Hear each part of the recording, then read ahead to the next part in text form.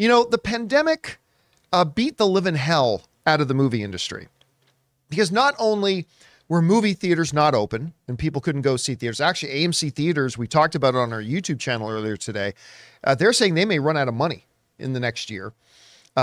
So despite, you know, we've seen other movie theater chains close, but not only were movie theaters closed, all production was shut down. Tons of people were out of work. And I understand there were bigger ramifications outside of the world of movies, but we are here to talk about the world of movies. So that was that. So a lot of stuff did that. And a lot of people wondered if the movies industry could ever get back to where it was. I mean, I think everybody understood it's going to take time. It's going to be a process. But wow, July for the domestic box office hit $1.37 billion in the month of July, making it the second biggest July in the history of the box office, second only to, I believe, was 2011, when a certain Harry Potter movie was out during that month.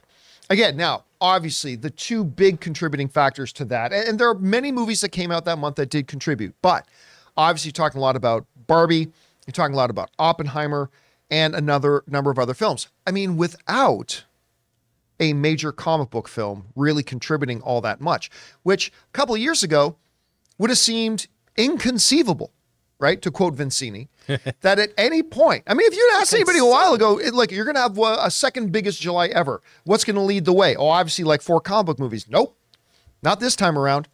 Now, obviously there were some comic book movies generating some box. Obviously you had Flash, Spider-Man Across the Spider-Verse is still pulling in a little bit in the month of July, but it was really a couple of other big hitters. So what does this say about the state of the movie-going industry?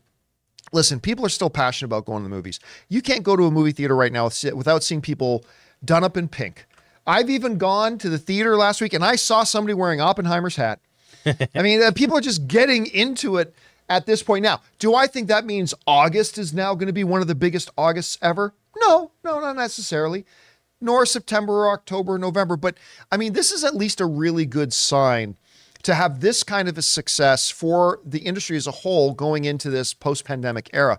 Guys, we want to thank a sponsor of this video, BetterHelp. Getting to know yourself can be a lifelong process, especially because we're always growing and changing. Think about it. The person you were 5 years ago is not the exact person that you are today. Therapy is all about deepening your self-awareness and understanding, because sometimes we don't know what we want or why we react the way that we do until we talk things through. BetterHelp connects you with a licensed therapist who can take you on that journey of self-discovery from wherever you are. And guys, striving for better mental health is something we should all aspire to. I've talked about this before, but when somebody goes to the gym, we applaud them for getting out there to improve their physical health. Well, it's about time that we start looking at mental health the same way, not just by encouraging the people around us to look into therapy, but by also taking the step to take care of our own mental health as well. So listen, if you're thinking of starting therapy, give BetterHelp a try. It's entirely online, designed to be convenient, flexible, and suited to your schedule. Just fill out a short questionnaire to get matched with a licensed therapist, and you can switch therapists at any time for no additional charge. So discover your potential with BetterHelp. Visit betterhelp.com/Campea today to get 10% off your first month. That's BetterHelp,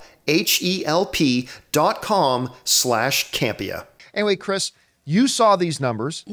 I mean, Barbie just crossed the $1 billion mark, so sure, that was big. But for overall, the box office hit 1.37, the second biggest in history. We've had a lot of big months of July, obviously being a summer movie season and everything. How surprised were you to hear that it hit that kind of number? And which films, if any, do you really mainly attribute that to? Or could there be other things to attribute it to outside of which movies were released? I do think it's kind of a perfect storm of good things happening right now, basically, right? We do have people feeling more comfortable going to movie theaters. So there's that. But we also have wonderful movies in movie theaters right now. Right. The Barbenheimer effect is very, very real. And I think it speaks to the diverse tastes of audiences, too. Again, I don't think we have superhero fatigue. I think we have mediocrity fatigue. And I think having new, interesting IP is something that people have been yearning for. Yes, Barbie's established. Yes, Oppenheimer is historical. But it's interesting new stories to most audiences. This very, very interesting look at Barbie and how she relates to humanity and all of us as a whole, as well as generations of Barbie fans or generations of Barbie haters. Right. Oppenheimer taking a very, very dark time in our global history, and examining that and looking through the lens of what you can do, or should not do with science innovations in times of war. People have been seeing both of those movies. It's not just one demographic running to it, right? We've talked about the demographics for these too. Yeah. Tons of men are seeing Barbie. Tons of women are seeing Oppenheimer. People just want to see good movies. Plus, we got TMNT in there.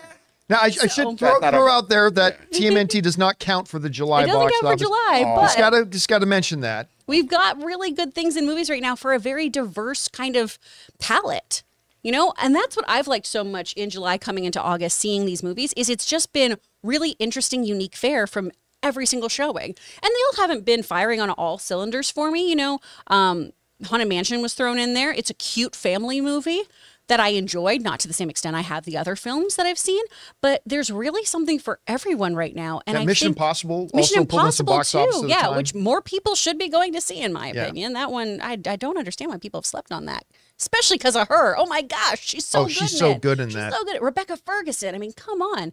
There's just something for everyone right now. And I think for a long time, we've been relying on franchises, on formulas. And that's not to say these movies don't hit their beats and their marks, but I think we are yearning as audiences for just different kinds of things to challenge us than your typical summer blockbuster fare. Right. You know, it's funny because I had a discussion with a friend of mine this morning on the way into the office saying that, you know, I think, my friend said, I think if you look at like Mission Impossible, that its failure to really have huge success at the box office, which by the way is still confounding to me because it's a great movie. And timely. So timely for an action movie to actually hit those notes. Oof.